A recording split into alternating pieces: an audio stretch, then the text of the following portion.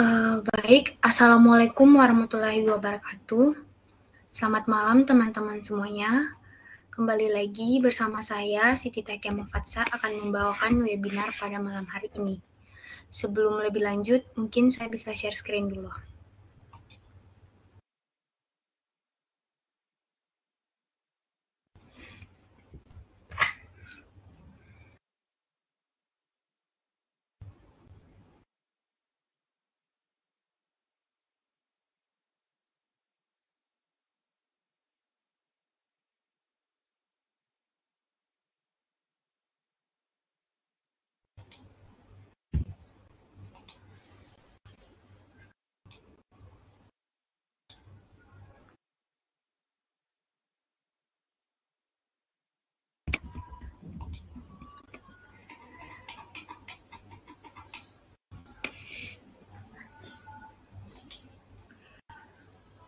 Baik, di sini perkenalkan saya Siti Takia Mufatsa. Saya merupakan salah satu internship dari Bisa AI. Pada malam ini saya akan membawakan materi mengenai webinar mengenai how to raise your confidence as a content creator. Oke, langsung saja langsung ke materinya. Nah, apa sih hal-hal yang harus kita ketahui untuk menjadi seorang content creator? Yang pertama, apa sih content creator itu? Kita harus mengetahui dulu apa sih pengertian dari content creator, bagaimana cara menjadi content creator. Terus yang kedua, apa sih hal-hal yang kita butuhkan untuk menjadi sebuah content creator? Yang ketiga, apa sih tipe-tipe yang dikatakan sebagai content creator? Yang keempat, gimana sih cara kita meningkatkan confidence kita? Oke, langsung saja. Nah, ini merupakan pengertian dari content creator. Nah, kita kan sering melihat atau mendengar content creator itu. Nah, mungkin lebih lanjut saja, content creator itu merupakan sebutan bagi seseorang yang melahirkan berbagai materi konten, baik itu dalam tulisan, gambar, video, ataupun gabungan dari 2 atau lebih materi tersebut. Nah, konten-konten ini sering kita lihat di platform digital, seperti ada di YouTube, Instagram, TikTok, dan sebagainya. Nah, untuk menjadi konten kreator, apa sih yang harus kita butuhin untuk menjadi seorang konten kreator? Nah, yang harus kita tuntut, yaitu kita harus mempunyai ide-ide orisinil, supaya hal ini dapat menghasilkan materi baru yang berbeda dan bisa diterima oleh masyarakat lain. Konten yang kami buat pun harus sesuai diharapkan menjadi tren atau setter. Selain itu, untuk menjadi seorang konten kreator yang handal, dibutuhkan kemampuan tinggi dalam hal menulis, mengambil foto, merekam video, ataupun merekam foto, gambar. Nah, biasanya seorang konten kreator ini yaitu bekerja dalam industri kreatif, tapi enggak sedikit pula yang bekerja secara individu. Nah, ada berapa sih tipe konten kreator? Kita kan sering banget tuh ngeliat-liat tentang konten kreator. Nah, untuk menjadi konten kreator itu juga ada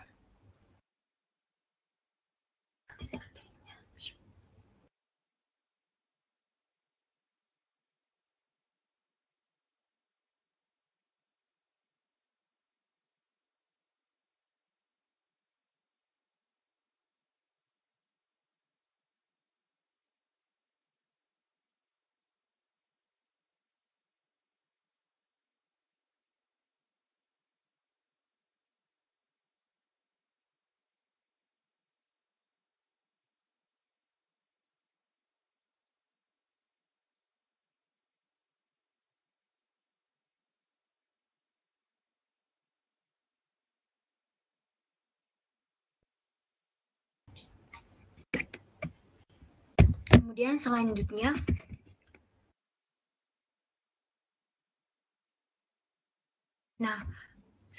yaitu ada berapa sih tipe-tipe menjadi seorang konten kreator. Nah, kita juga harus mengetahui nih, apa sih jenis-jenis dari konten kreator tersebut. Nah, biasanya itu ada yang disebut dengan web konten kreator. Nah, web konten kreator ini adalah konten digital yang dibuat dalam bentuk blog atau artikel di suatu platform. Karya tulisan yang dapat dipublikasikan di Facebook ataupun Twitter yang membahas spesifikasi suatu topik.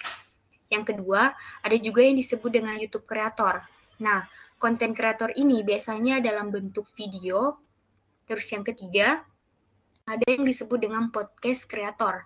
Adalah suatu karya yang konten digitalnya dalam bentuk percakapan antara host dan tamu, seperti misalnya di Spotify, YouTube, dan sebagainya. Terus yang keempat, ada juga yang disebut dengan sosial media kreator. Nah, konten ini yaitu dalam bentuk video-video pendek atau gambar yang di dalam suatu platform itu seperti biasanya ada di TikTok, Instagram. Kemudian, gimana sih cara kita ningkatin confidence kita kalau kita pengen menjadi content creator? Nah, hal-hal yang harus kita pahami yaitu kita harus kenali diri kita sendiri dulu. Terus yang kedua, lakukan yang kita sukai sembari mengikuti tren yang ada. 3, menentukan niche atau target pasar sendiri dan mendalami itu.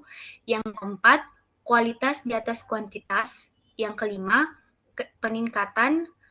Yang kelima yaitu kenali audiens. Yang keenam, latihan berbicara. Yang ketujuh, mencoba berbicara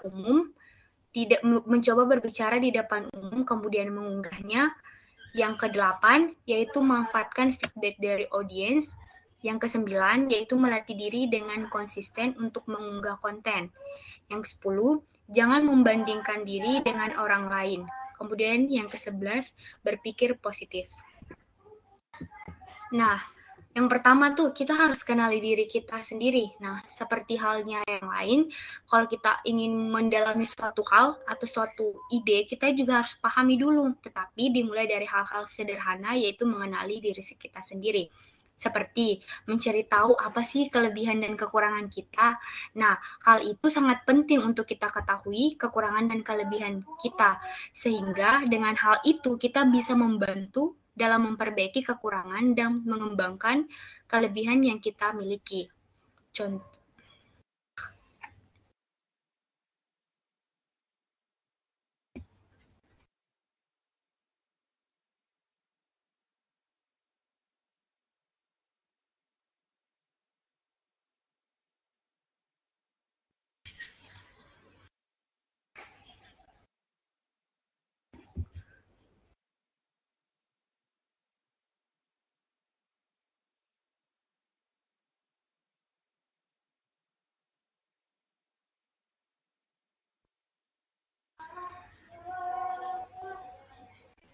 Nah, contohnya yaitu dalam menjadi konten kreator, kita tuh harus sudah mempunyai public speaking, sehingga menjelaskan isi konten tersebut, kita dapat melakukannya dengan baik. Kemudian, namun kita masih memiliki kesulitannya, misalnya kita susah untuk menyusun konten feed Instagram yang bagus dan menarik. Kita juga harus fokus memperbaiki kekurangan kita terlebih dahulu. Nah, yang kedua, lakukan yang kita sukai sembari mengikuti tren yang ada. Melakukan hal yang kita sukai sesuai dengan passion kita sangat penting untuk kita lebih percaya diri. Kenapa? Karena dengan melakukan hal yang kita suka, tentunya kita akan mengerjakan hal tersebut lebih santai. Tetapi bukan berarti kita harus stuck di zona nyaman tersebut. Kita harus saja mengikuti tren yang ada. Jika tidak, hal tersebut dapat membuang konten kita tidak menarik lagi di mata audiens. Yang ketiga, menemukan niche atau target pasar sendiri dan mendalami itu.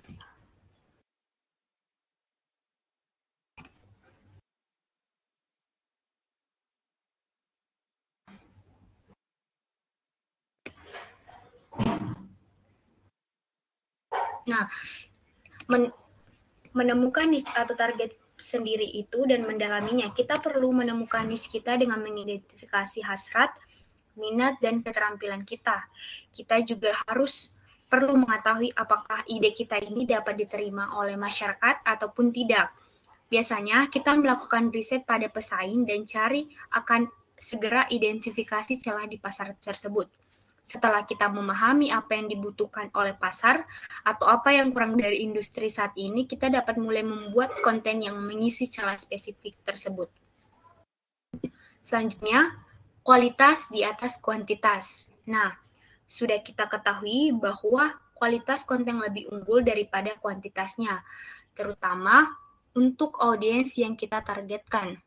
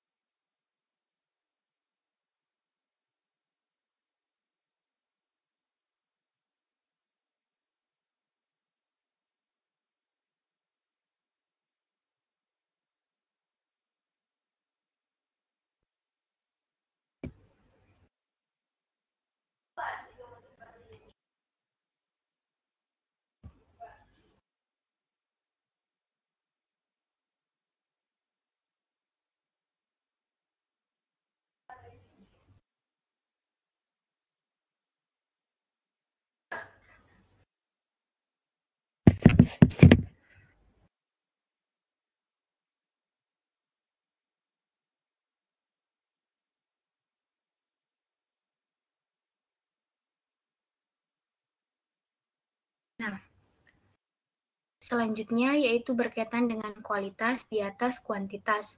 Sudah diketahui dengan bahwa kualitas lebih unggul daripada kuantitasnya, terutama untuk audiens yang kita targetkan.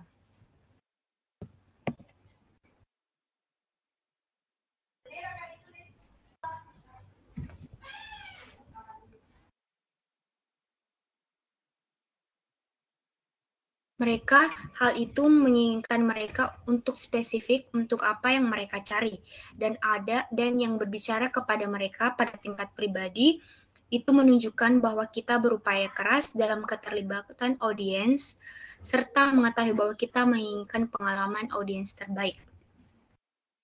Selanjutnya, yaitu kenali audiens.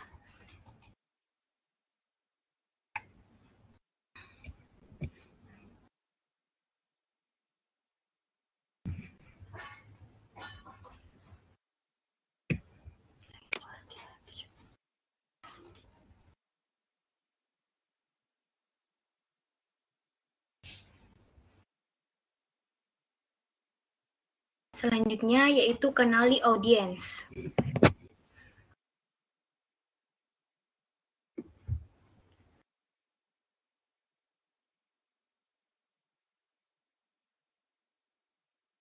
Yang pertama, audiens ini memainkan perang besar dalam kesuksesan kita sebagai pembuat konten. Yang kedua, membangun koneksi yang kuat dengan audiens akan membantu memperluas komunitas di sekitar. Yang ketiga, keterlibatan dengan audiens sangat penting, seperti mengetahui apa pengalaman mereka untuk melihat konten kita, atau apa pendapat mereka untuk mengetahui konten tersebut. Kemudian yang keempat, mulai dari suatu tempat kecil untuk lebih memahaminya, menerima wawasan atau umpan balik, dan membangunnya agar kita dapat memberikan konten berkualitas kepada audiens yang kita targetkan. Dengan hal itu, konten kita bisa menjadi berkualitas, kreasi kita pasti akan diakui nilainya. Selanjutnya, latihan berbicara sembari direkam. Nah, latihan berbicara sambil direkam sendiri dapat membuat kita memperdalam pemahaman akan konten yang akan kita bawakan, sekaligus melakukan evaluasi atas diri sendiri. Dengan merekam juga, kita dapat melihat dan mengevaluasi keseluruhan, mulai dari penampilan kita, mulai dari teknik vokal, ekspresi wajah, posisi, dan gerak tubuh, sehingga dapat meningkatkan kepercayaan diri dengan optimal. Selanjutnya,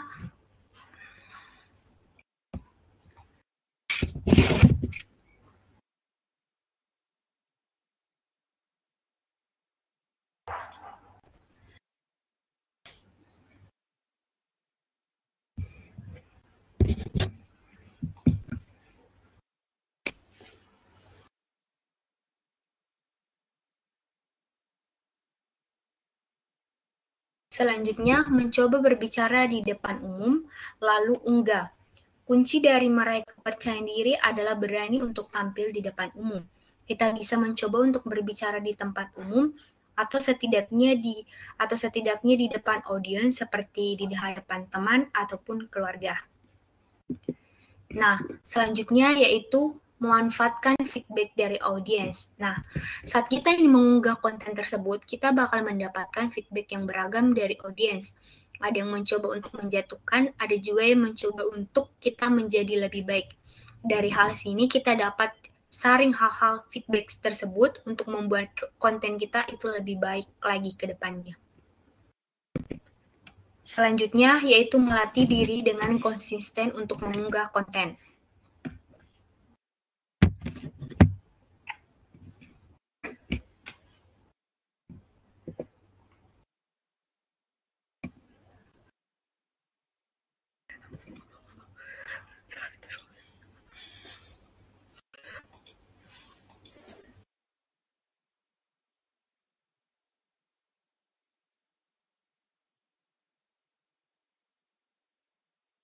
Oke.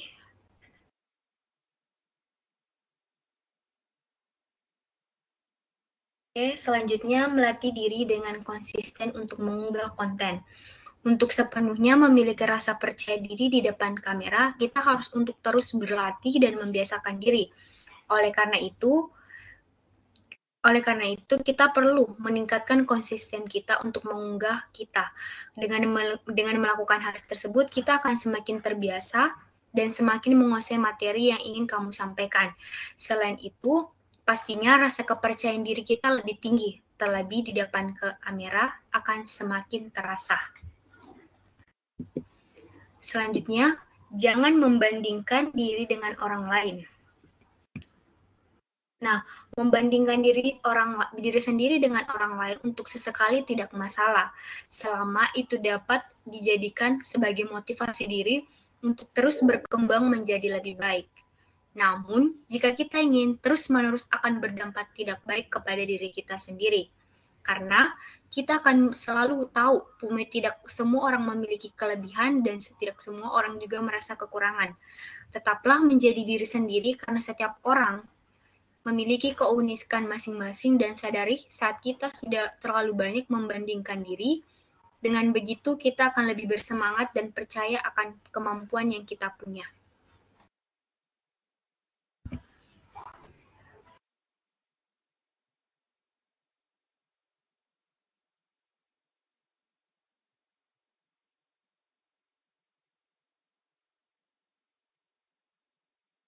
Selanjutnya yaitu berpikir positif. Nah, membangun pola pikir yang positif adalah hal yang utama untuk meningkatkan rasa percaya diri. Namun, terkadang rasa tidak mudah dilakukan. Jika kita masih belum bisa melakukannya, mulailah dengan menanamkan pikiran kita bahwa kita bisa melakukannya. Ini akan membantu kita dalam berkembang lebih baik lagi. Oke, mungkin itu saja yang bisa saya sampaikan. Kalau ada salah, mohon dimaafkan. Mungkin selanjutnya langsung saja saya buka sesi pertanyaan jawab. Jika ada yang ingin ditanyakan, bisa menggunakan fitur public check yang ada di tampil.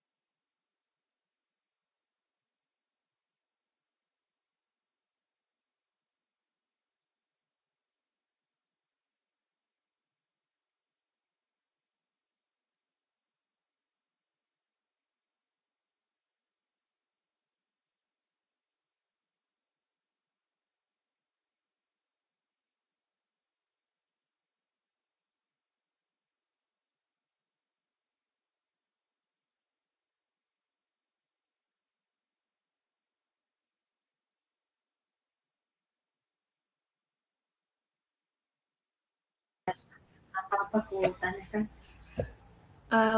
Kepada teman-teman yang ingin bertanya, bisa langsung gunakan fitur public check yang ada di tampil.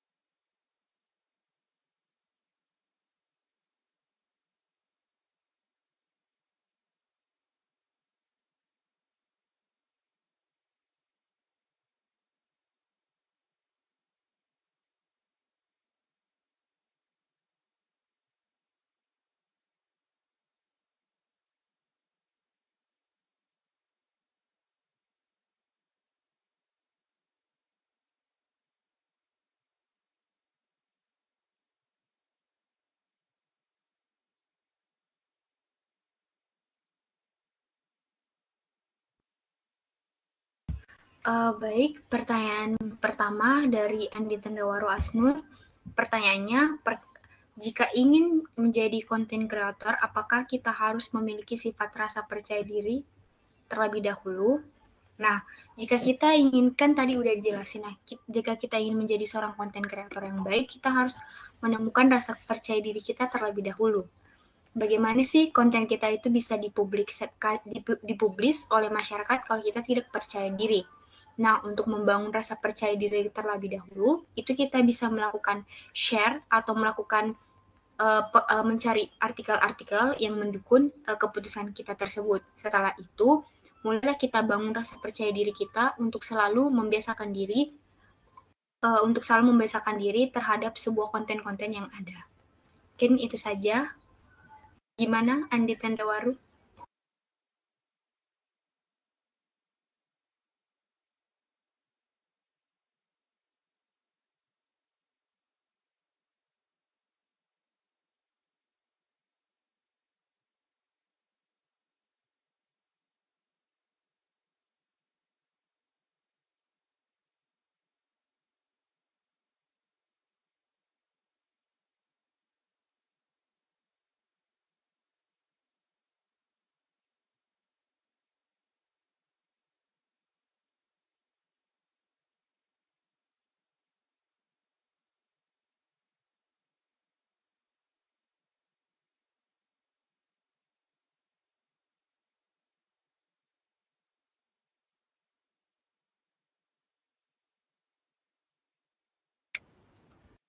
Oke, terima kasih Andi Tendrawaru Asnur. Nah, pertanyaan kedua ada dari Amuh Yusuf Iyang Aningrat. Nah, pertanyaannya, malam Kak mau nanya, kan tadi ada kata yang menemukan niche. Nah, niche itu apa ya? Oke, niche itu adalah suatu kata yang dikhususkan bagi sesuatu yang ingin mencapai suatu target marketing. Sedangkan menurut Wikipedia, bagian dari niche itu bagian dari sektor pasar yang sudah ditargetkan. Selain itu, niche juga merupakan membutuhkan suatu target serta lokasi yang tepat untuk barang atau jasa yang akan kita pasarkan. Jadi bisa disebut kayak semacam penarget sesuatu hal dalam konten kreator ini. Gimana Saudara Amuh, apakah sudah jelas atau masih ingin ditanyakan?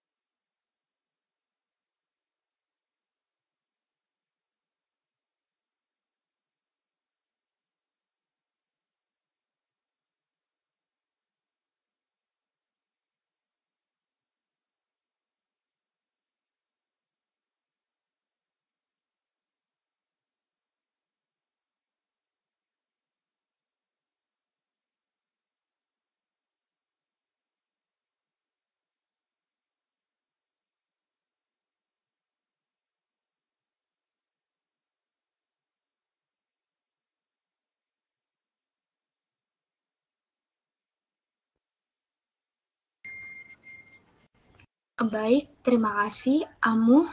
Selanjutnya pertanyaan ketiga ada dari Muhammad Yan. Saya mau nanya, kan tadi kakak bilang kualitas di atas kuantitas. Nah, terus kakak juga bilang melatih diri dengan konsisten dengan mengunggah konten. Nah, yang mau saya tanyakan, kalau kita konsisten upload konten, apakah artinya kuantitas di atas kualitas atau hanya di awal saja? Terima kasih. Baik. Nah, untuk kualitas di atas kuantitas, kuantitas di atas kualitas itu hanya berlaku di awalan saja. Karena selain itu, kita juga dapat memperkenalkan kepada audiens, kita juga dapat membiasakan diri untuk menjadi seorang konten kreator yang profesional. Bagaimana saudara Ian, sudah diterima?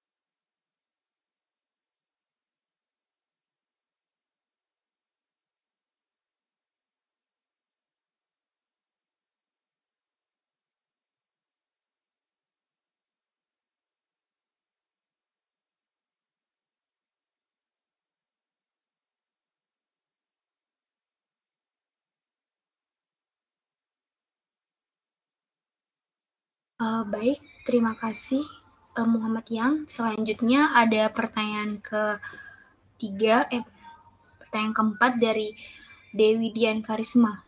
Nah, tips untuk menentukan niche. Bagaimana apakah di awal ketika ingin menjadi konten kreator harus sudah menentukan niche yang mengalir atau setidaknya mengalir saja Kak, tergantung viewers.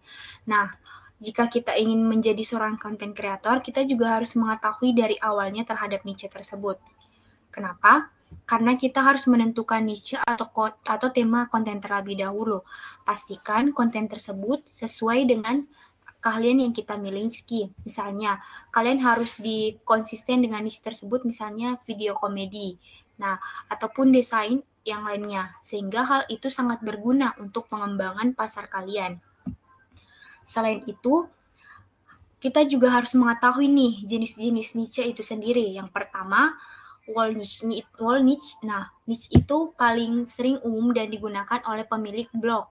Terus yang kedua, ada juga yang disebut dengan broad niche. Nah, broad niche ini yaitu pembahasannya tidak tentang keseluruhan topik, melainkan hal-hal yang bersifat besar saja.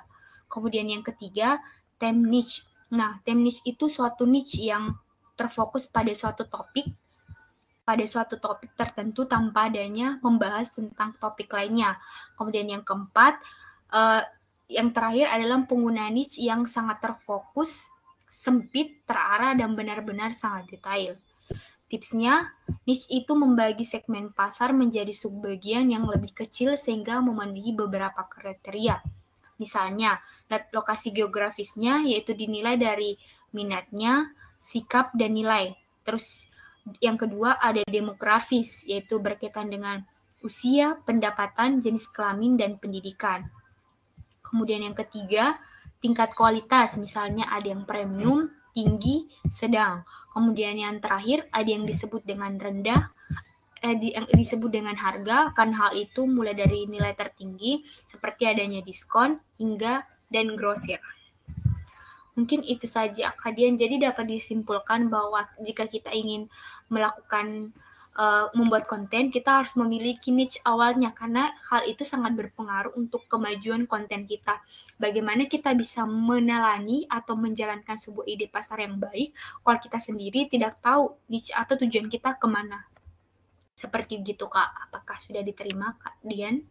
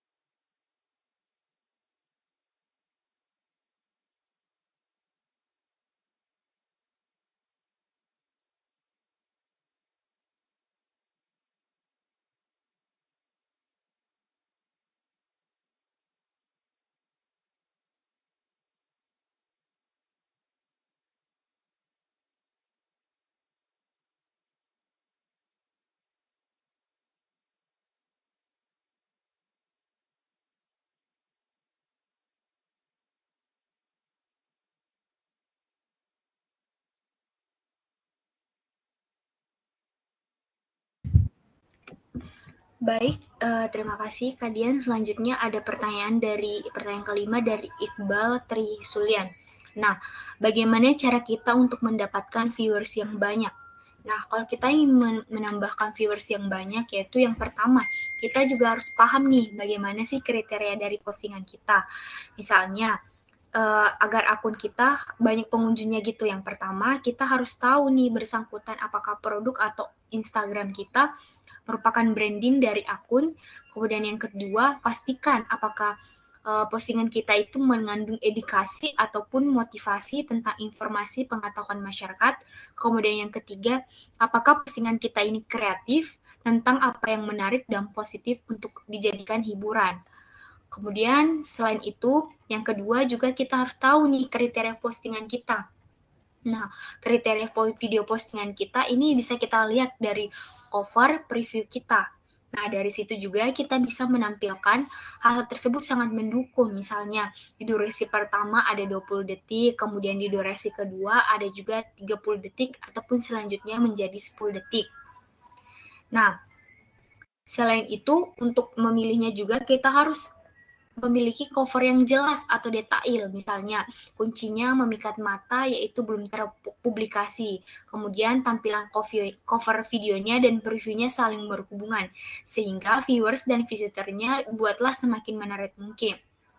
Kemudian yang ketiga, konsisten pada waktu posting. Misalnya, kalian membuat sebuah jadwal nih, membuat sebuah jadwal postingan. Misalnya dalam sehari itu ada 3 kali. Pastikanlah di waktu orang tersebut tidak senggang. Pastikan waktu orang tersebut senggang dan sedang tidak melakukan aktivitas. Misalnya, pagi hari setelah sarapan, siang hari setelah makan sore, ataupun sore hari ketika pulang rumah. Ataupun juga bisa kita dengarkan atau bisa kita lakukan pada waktu weekend. Karena hari itu membuat orang sedang libur sehingga para viewers itu melakukan mencari postingan-postingan terbaru mereka. Terus yang keempat, perhatikan penggunaan hashtag, judul, dan caption. Nah, penggunaan judul ini merupakan tampilan video ataupun konten yang harus diperhatikan. Buatlah judul itu kayak semacam sederhana, tidak panjang, tapi menarik perhatian. Pilihlah judulnya yaitu yang fleksibel, sehingga membuat orang penasaran. Selanjutnya, gunakan caption. Untuk captionnya gunakan copywritten, seperti menggunakan bahasa yang sederhana, kemudian bahasa yang tidak baku, bahkan bahasa-bahasa yang tren saat ini. Nah, setelah itu biasakan juga dengan interaksi dengan komunitas akun serupanya. Misalnya nih, kamu tertarik nih membuat konten fotografi. Nah, carilah orang-orang yang di bidangnya. Kalian misalnya follow nih orang-orang yang berkecimpung di dunia fotografi tersebut. Lakukanlah interaksi setiap hari sehingga viewers kalian itu mengunjung. Misalnya, kalian memposting sebuah foto di Instagram, kemudian kalian men-tag atau membuat postingan bersama si viewers orang yang mahir itu. Nah, pasti si viewers ini juga, si penonton ini juga akan langsung tertarik nih ke akun kalian. Gitu, Kak. Apakah Kak Iqbal sudah diterima?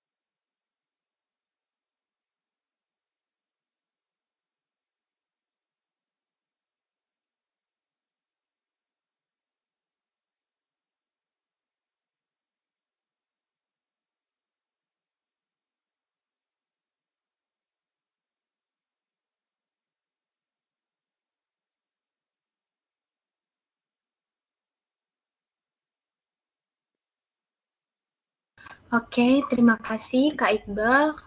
Mungkin teman-teman masih ada yang ingin bertanya. Saya tunggu sampai pukul 20.05. 2 menit banget.